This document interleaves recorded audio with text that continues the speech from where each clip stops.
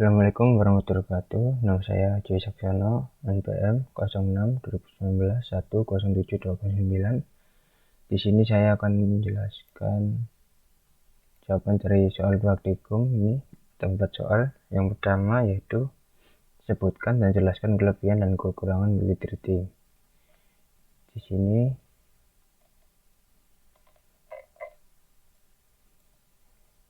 yaitu kelebihannya terdapat beberapa kelebihan dan 4 kelebihan. Yang pertama responsif tertanggap, yaitu multithreading mengizinkan program untuk berjalan terus walaupun pada bagian program tersebut diblok atau sedang dalam keadaan menjalankan operasi yang lama atau panjang. Lalu ada yang kedua yaitu pembagian sumber daya. Secara default, thread membagi memori dan sumber daya dari proses. Ketika thread berjalan pada data yang sama, thread tersebut bisa berbagi cache memori. Jadi thread ini ketika datanya sama, maka ketika berjalan pada data yang sama, maka memorinya akan bisa berbagi secara otomatis dengan threadnya. Lalu ada ekonomis, yaitu mengalokasikan memori dan sumber daya untuk membuat proses adalah sangat mahal. Jadi alternatifnya, karena thread membagi sumber daya dari proses, ini lebih ekonomis untuk membuat thread. Lalu pemberdayaan arsitektur multiprosesor.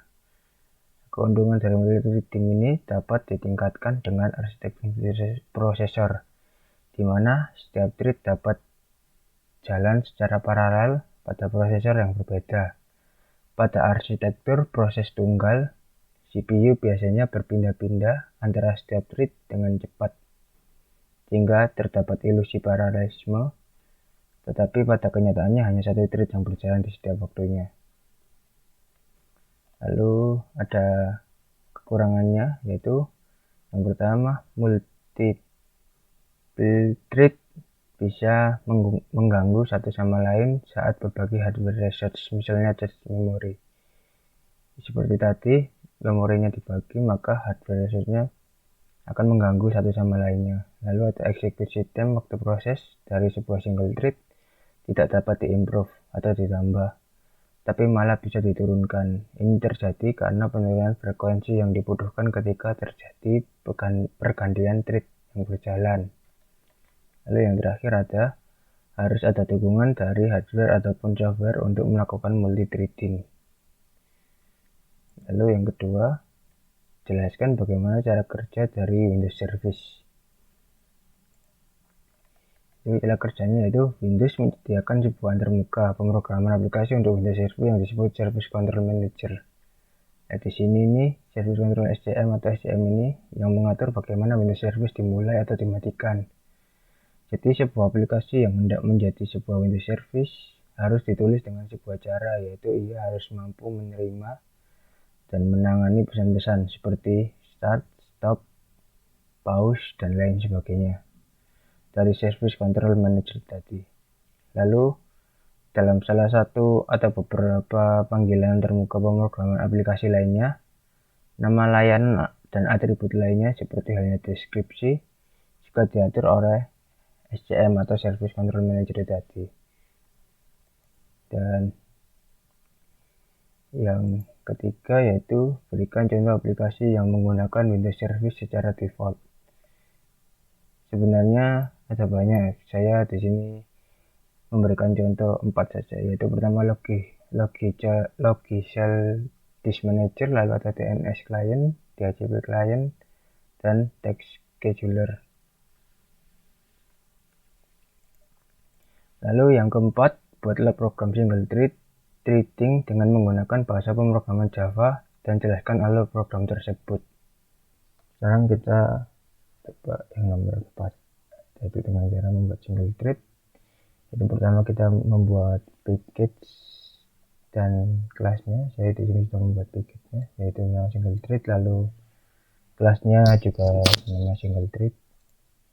Lalu kita sekarang coba buat, yaitu pertama kita membuat atribut atau mendeklarasikan untuk nanti banyaknya yang akan keluar outputnya, yaitu kita menggunakan A sama dengan kita 10 saja. Lalu kita membuat objek baru untuk memanggil kelas treat yang utamanya. Itu treat, lalu objek barunya treat sama dengan new treat untuk menjalankan kelas treatnya. Lalu sekarang kita buat for atau pengulangannya untuk mengeluarkan outputnya dengan cara integer i sama dengan 1, i kurang dari sama dengan a, lalu i plus. Lalu kita buat untuk tampilannya untuk menampilkan sistem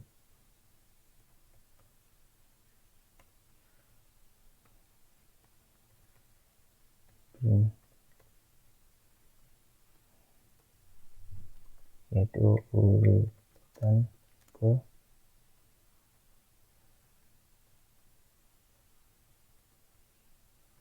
lalu untuk memanggil i nya yaitu dengan cara plus i. Sekarang kita coba terlebih dahulu apakah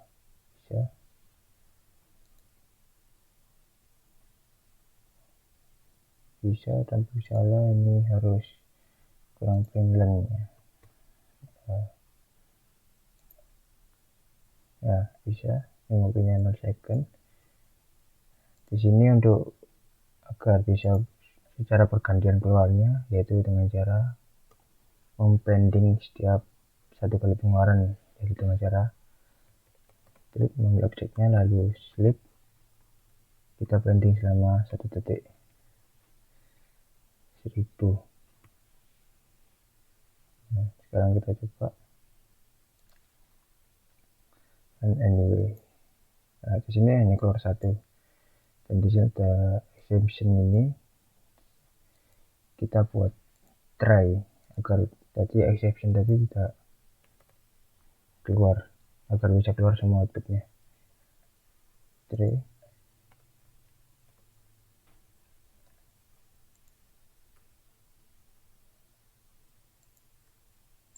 lalu try catch handling, try catch yaitu catch in the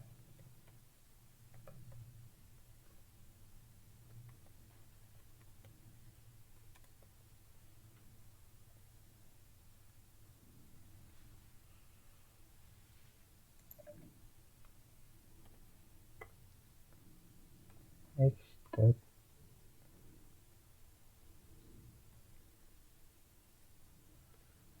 dot print text trace. Nah, sekarang kita coba jalankan 1, 2.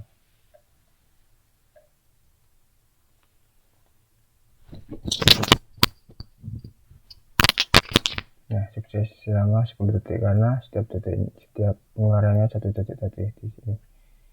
Di sini 1 detik ini milidetik tadi kita 1000 detiknya ya. Jadi di sini jika kita menggunakan treat sleep kita harus menggunakan interrupt exception agar tidak keluar seperti yang tadi, error tadi, ada peringatan tadi. Lalu di sini ada handling try catch.